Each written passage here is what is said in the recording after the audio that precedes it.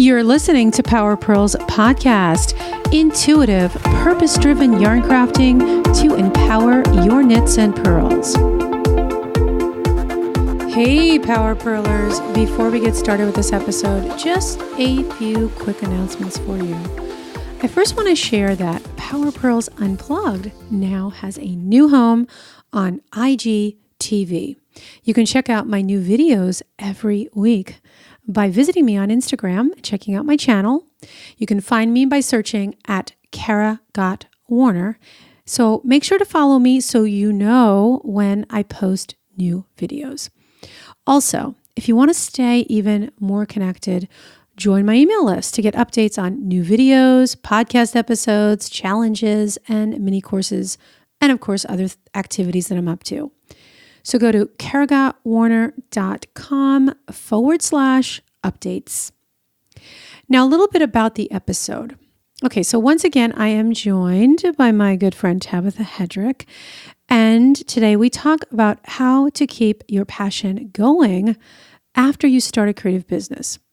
Now, I learned this early on from a good friend and designer. She said, "Mark my words, Kara, in a year, you will not be making your own samples. Get a sample maker, get test knitters, take the time to outsource so you can work on your business, not in your business all the time.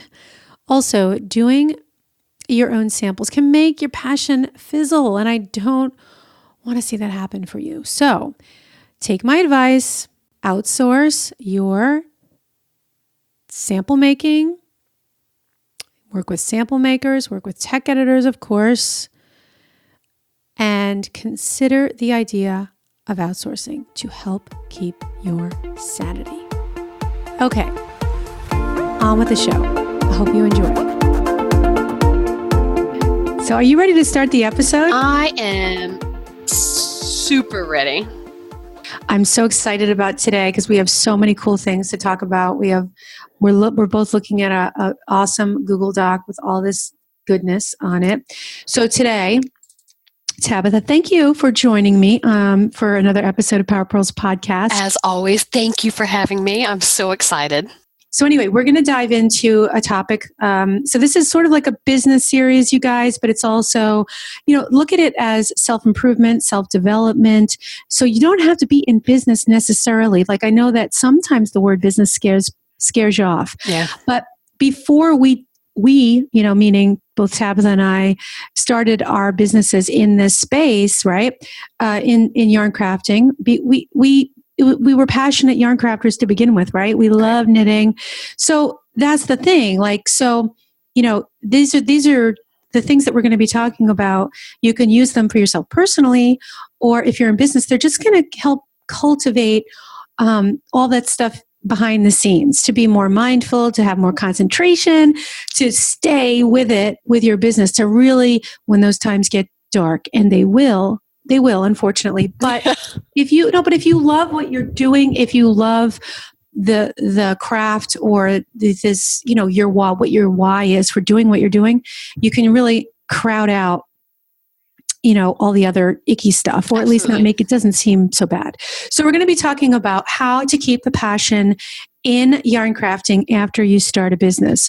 So that's what we're going to talk about. So yes, it is more focused towards those of you that want to, get into this as a biz or test the waters and just get into a magazine, or maybe just do a few patterns on your Ravelry shop. So no heavy luggage here, but there are some really important things to consider, right, Tabitha? So we're going to go through 5 tips, or questions or things that you should keep in mind when you decide to go down this path of starting of keeping that passion going. So do you want to start? Yes, I'll start. Yeah? I'll start. The first one, and it's something I learned years and years and years ago, is when you open up your planner, you start with that month view. You take a day or two, or one day a week, or there has to be at least one day in that month that you block off as your self-care time where you are not working, whether it's taking a break altogether, whether it's having family time, whether it's exploring something free form or creative or just totally different. some different thing. Just make sure that you schedule self-time so that you are not working 24/7. Mm-hmm. Absolutely important.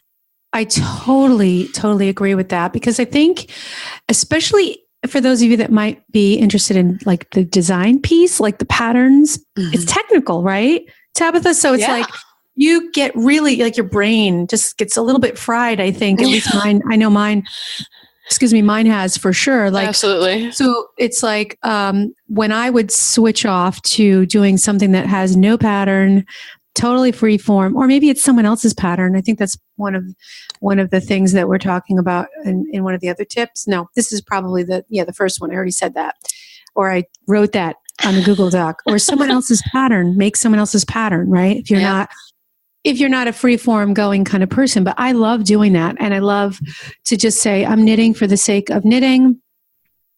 And, if I feel like, taking a different turn and purling on the next row, then I'm going to purl or work a turn over and, make an island, whatever.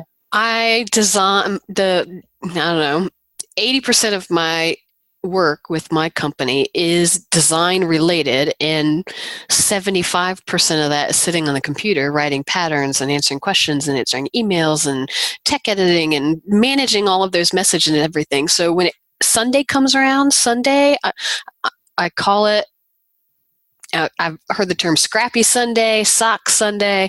I just choose something completely random. I pull from my stash. I knit something that doesn't take any brain power. That's all I do. On Sundays I'm not thinking about work design related knitting. I'm knitting just for me. So knitting and Netflix. Yeah. And did I tell you that I wrote an article I didn't write it. I was interviewed for an article. Oh, yes, I remember that. Yes. For the Boston Globe. I remember. And it was like I guess it was called something to the effect of knitting and Netflix. Yep. It was, because there were knitting TV shows on Netflix at that time. My binging is on Amazon Prime right now. I'm watching. Is it really? All 8 seasons of Psych. Do you have Netflix, or I do. I have Netflix. We cut the cable about a year and a half ago, and so we have an antenna for our local news. If I ever get excited enough to want to turn on the local channel, we just hardly ever watch it, but we have it just as a backup. I don't know, in case there's some crazy snow blizzard or something that I need to know about, like what's the traffic. News is just it's garbage. And I don't watch live TV ever, because I don't have time to sit and wait for a show to come on, or I have things to do or I'll get interrupted. So we have a Roku, which is just so everything can be centralized. So I just pay for internet. We subscribe to Netflix, which we did when we had cable anyway, so I don't count that in my before and after cost comparison. And we had Amazon Prime while we still had cable, so I don't count that in my cost comparison.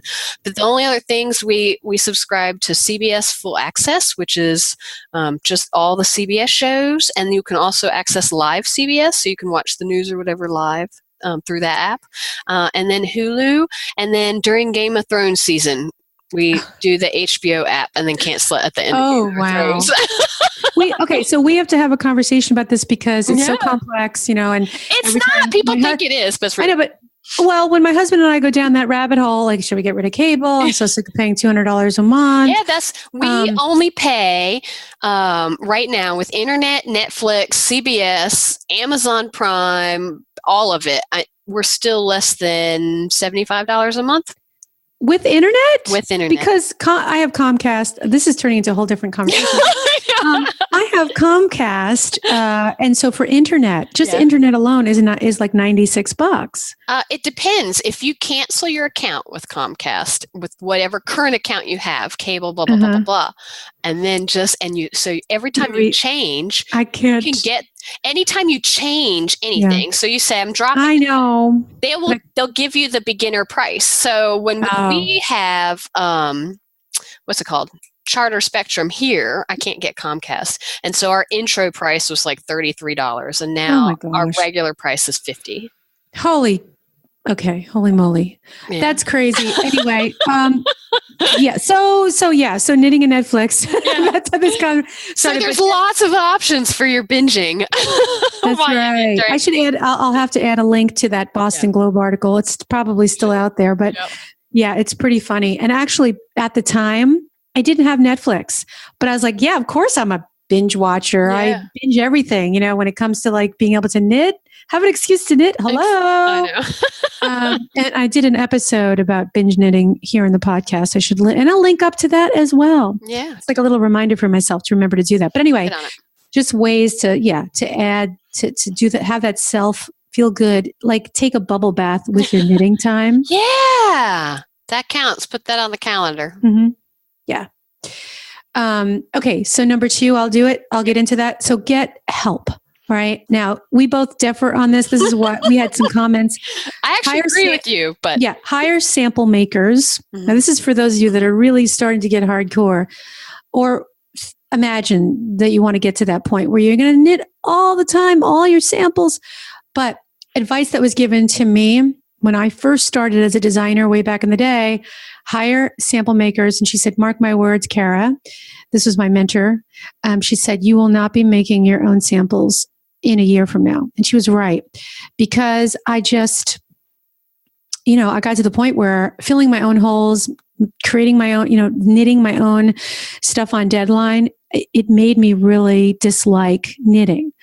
I mean, knitting that stuff, which would have ended up me feeling like I dislike knitting. Now, I know some people don't feel that way, but I've seen most people go down that rabbit hole or down that path. Mm-hmm. That happens. I saw it with editors. So when I was with Annie's, I saw editors get, come in really excited.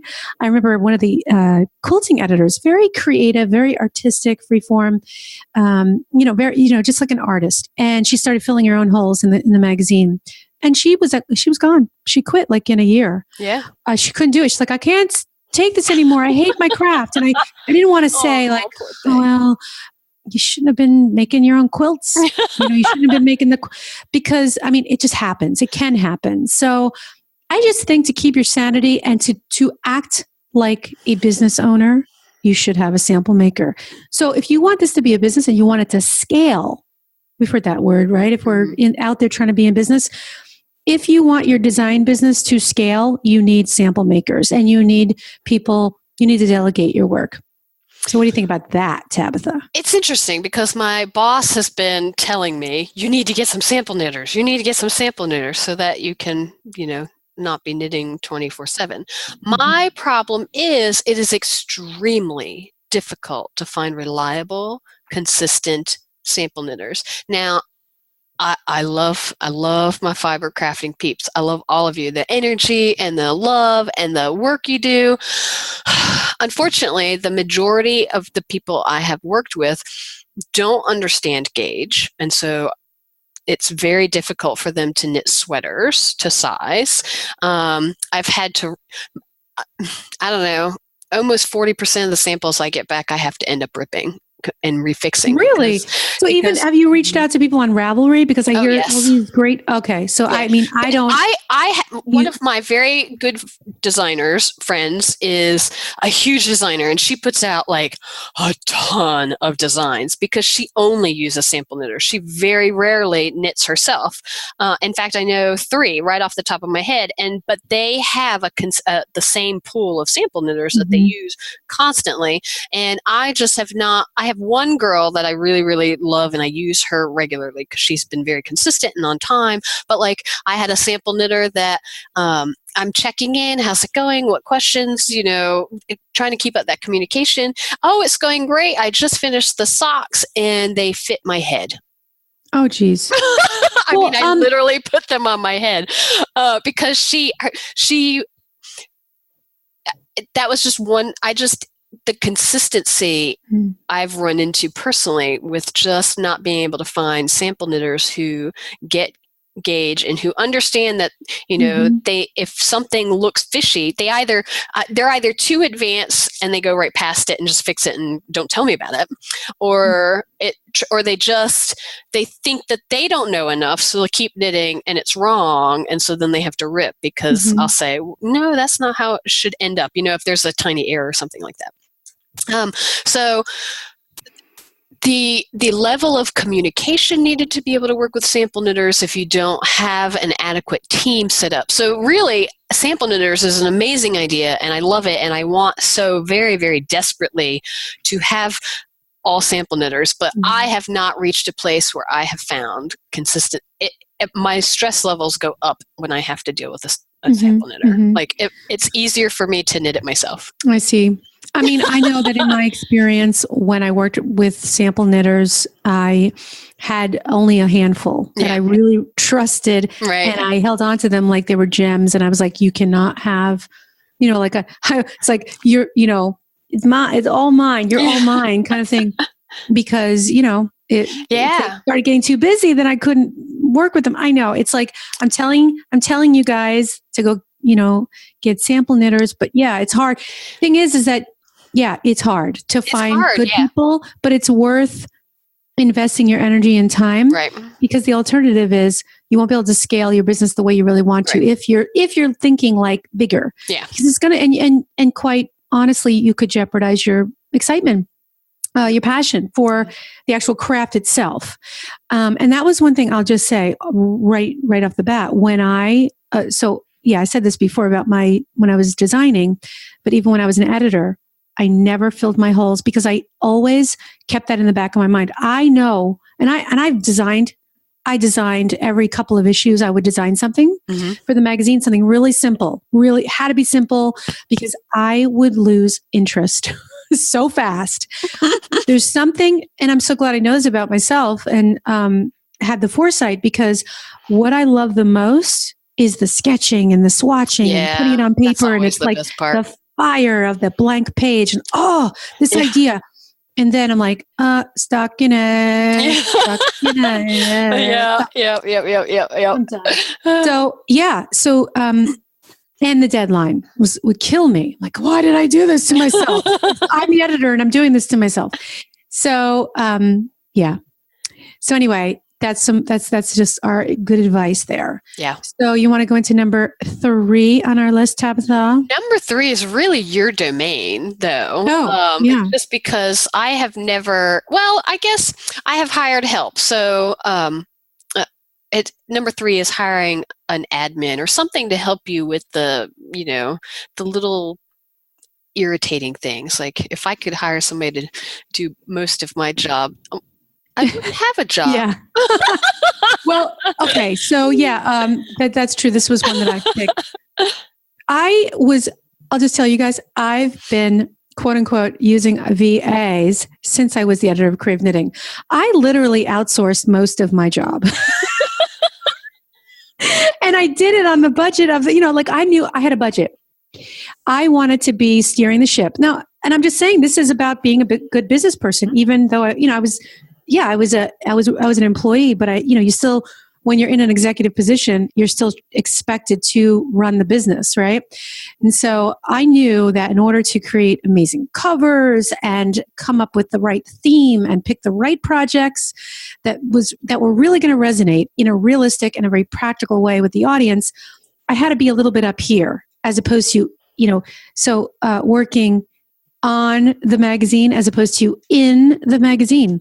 And so you helped me. You literally became one of those people that, I outsourced a lot of pieces of the magazine, which you're still doing to this day, right? So the yarn review, the product reviews, you would do tutorials. And I did those in the early days, but then I realized that it took me away from the R&D, right? The research development, finding new talent, recruiting new talent,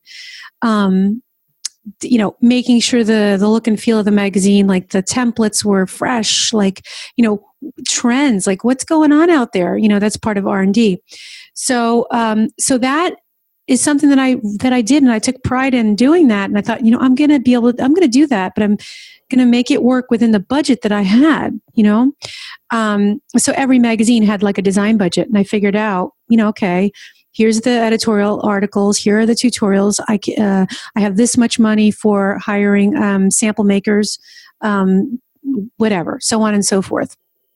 And then when I started working for myself, I just used that same kind of mindset because, the way I look at hiring a VA or someone to do some administrative work, it's not an expense. I mean, it is an expense, but it's an investment in being able to generate more resources or freeing you up to be more creative so that you can be doing only the things that you can do. Right. Yeah. And so I did that. I'll say right now I don't have a VA. I was working with someone.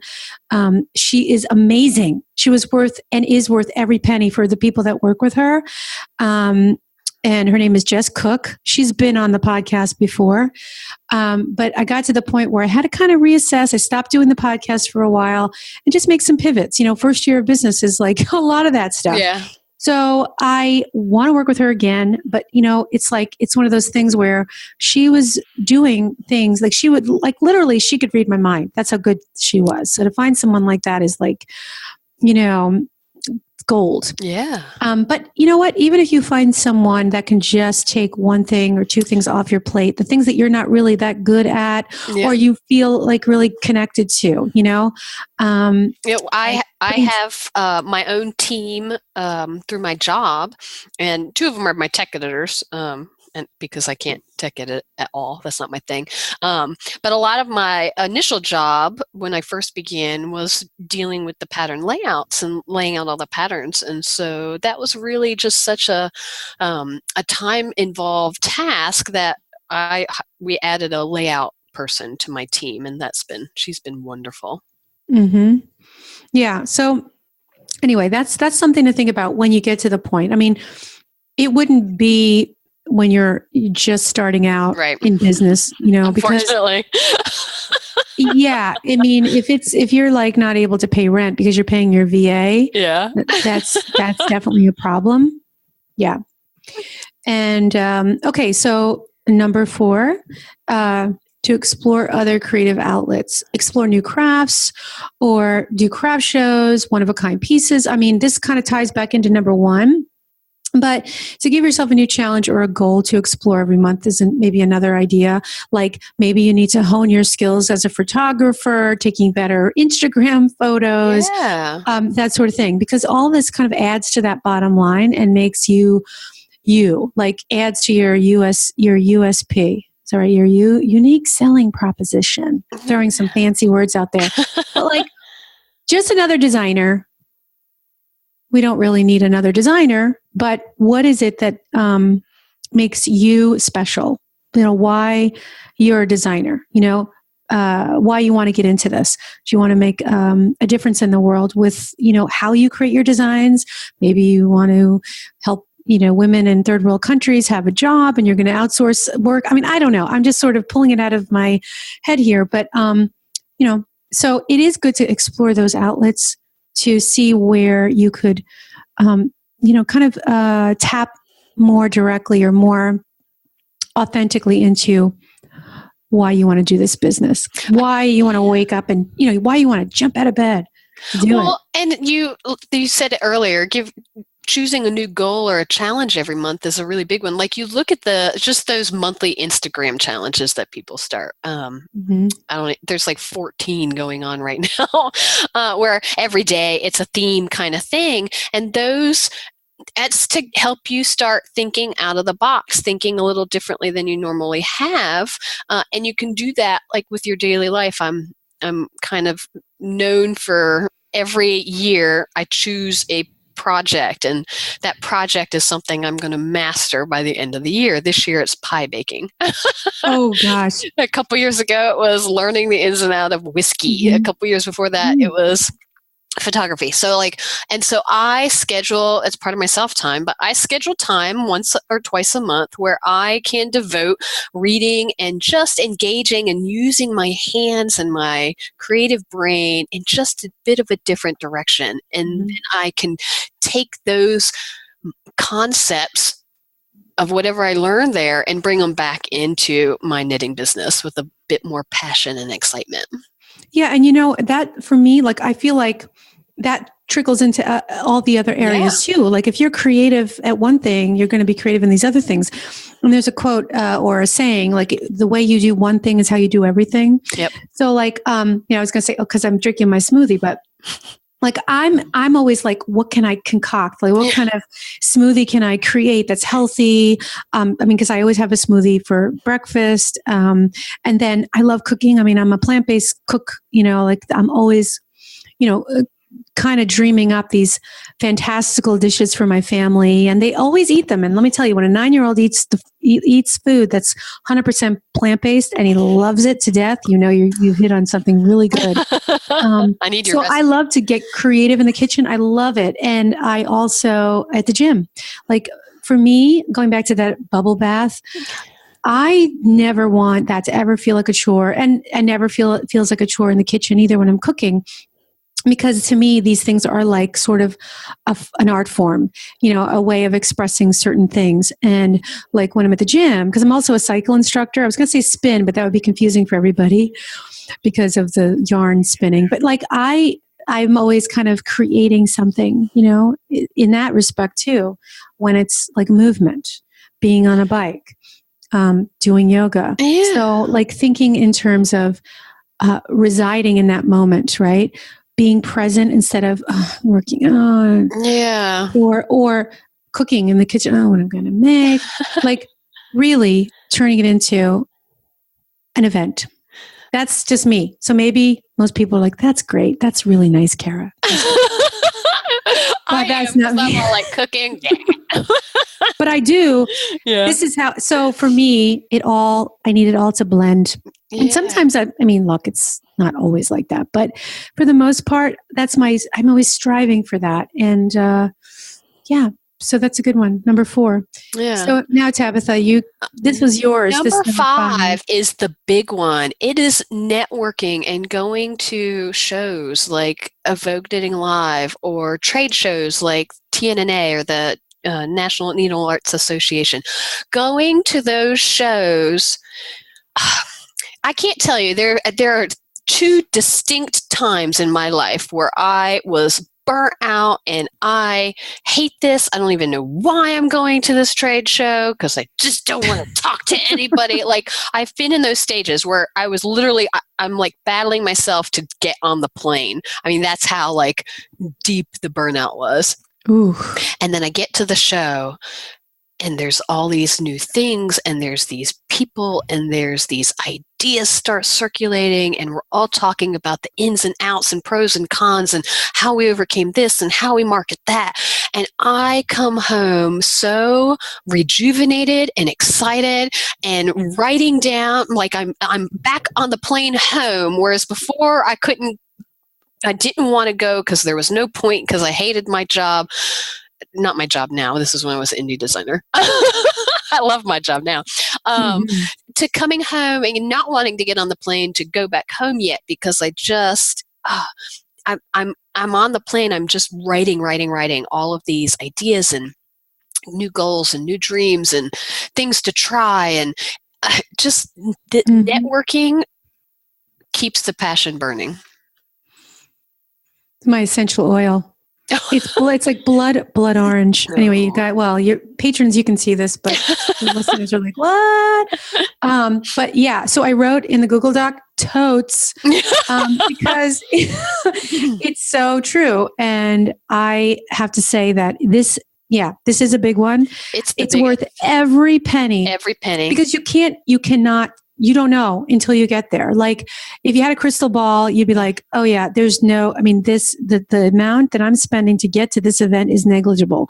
There's something powerful about the energy of being in a place, in a room, in whatever, with people that are excited and have ideas.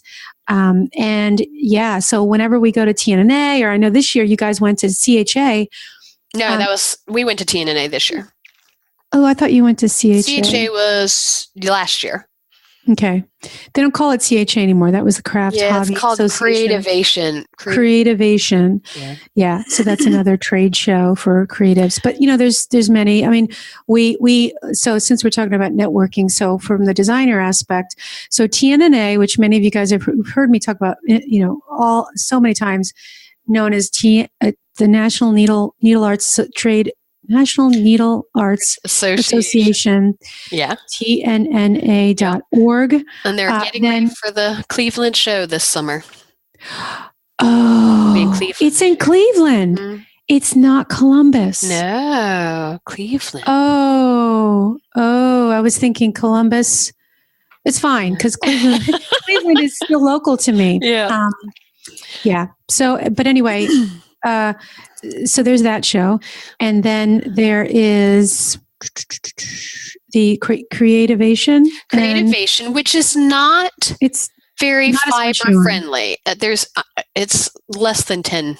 But wouldn't you say, though, from the idea point of view, it's, there's lots of light bulby moments that you can come away with, like bloggers are there. No, no. Really? I know some people who are in the fiber industry who have been very successful coming back from that, but their goals are not fiber specific.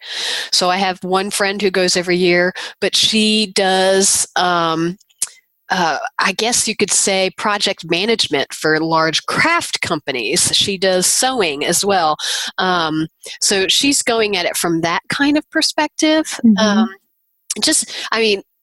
At this time, I know Sweet Georgia's probably not going to go back to it anytime soon because it's very paper focused, very heavy.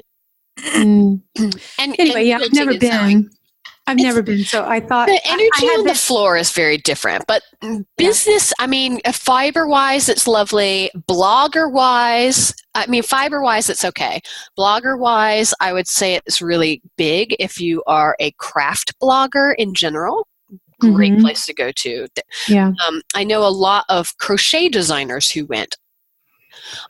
I'm still trying to figure out what it does. Well, maybe for them, because of Red Heart. Isn't Red Heart there? Burnett is there. Yeah, it's the big box. But they're at Red Heart isn't at TNNA, but some of those, okay, that's probably why. And then also for crocheters, they go to the CGOA, which is the Crochet Guild of America, which is the knit and crochet show. Is that what they still call it, or did they change the name of it? I have no idea, but I don't know if that's a trade show or if it's No, it's consumer. Show. It's consumer, but crocheters, designers, it's been known, it's kind of become this thing that's the trade, the quote, I'm in air quotes, trade show for crocheters. Yes. I know that. I know a lot of crocheters who go, a lot of crochet designers who go to that as well. And I've heard because they have meetups for I have no editors. idea what they do there, but I've heard lots of positive feedback about it. So it's classes and then it's a market and the marketplace is consumers. So you can be, the difference is it's a mini TNNA, but it's more for consumers. So it's yarn shops. Some of the wholesalers are there and they have booths too, but it's super small. It's geared towards crochet. I do have an editor meetup, which like the crochet world and crochet editors would be like mobbed. I went a couple of years and I was sitting there twiddling my thumbs because it's crochet. And it's so funny. I had this one woman come up to me and she's like, I'm just going to come sit here with you because you're all by yourself. And I just want to talk. And I'm just like, hey, you know what? This is a break. This is a nice break. Because when I would go to CGOA, I would actually just like be there as like a consumer and buy yarn and then go up to my hotel room and just knit. That's it. So for me, it was like, it was fun. Yeah, there's a bunch of like big consumer shows like Stitches and Vogue's knitting shows, and a lot of I know a lot of designers go to those now. I don't know cost wise like what the comparison would be versus from consumer versus trade, but it's that same thing where everybody it's a chance to get out of your vacuum. That and like going to a trade show, for example, specifically, you get to meet with editors and yarn companies, and that face-to-face contact, I'm telling you, every single show, every single one, I have gotten some of the biggest, most amazing jobs and opportunities in my life 6 months to a year later. I mean, it takes that long to work in, but it's because of that FaceTime. So just so much of it, even if you just pay for 1 year and you go to those 2 shows at 1 year, it will change the direction of your business. Yes. And I will say, and I've said this before, I am the poster child for TNNA. They did a video a couple years ago, and I promoted TNNA. They asked me to do this video and talk about how I built my career. I mean, it's a career builder. If it wasn't for TNNA, I wouldn't have become the editor of Creative Knitting. I wouldn't have had the design business that I had. I wouldn't have, I mean, maybe I would have been an illustrator and, some of these other things that I have under my belt. But as far as the opportunity to work as a magazine editor, I think that I'd be hard pressed to, I mean, it was like the right place at the right time and hustling, because I was just like, I would go with my portfolio back in the day when Instagram wasn't around, and I would have a physical portfolio with physical patterns. And I would literally like set up appointments with the distributors before the show started, in the hotel lobby or in the booth, and say, I really, please take a look at this, or I just want to have a conversation. And I was persistent. So, if this is something that you're serious about, just forget about being afraid to bother these people. If you're professional and you're persistent and you're respectful about how you do it, they're going to respect you. They're going to be like, wow, she's really a go-getter. Yes, I'm going to make time, for this person. So, but you got to put in the energy. And I would literally like start, hit the ground running at like whatever time from my first, meeting off the show floor to the time I went to bed, because I would be networking throughout the night and drinking wine, of course. But no, but I mean, like that adds, let's face it, that does add to the social aspect. But talking to people, in the bars or at a dinner or at a networking event, and really getting to know the different yarn companies, and the ideas that they have, and these creative ideas are just like swirling in the air. And it's just magical. Yeah, and you never know. Like, I've gone to TNNA and had a meeting with an editor, and we're like, oh, that's such a great idea. And I happen to be sitting right there, and you should do that, Tabitha. Exactly. That's how easy it is. Just how sometimes it goes. But my work with creative knitting came because I met Kara at TNNA. I know.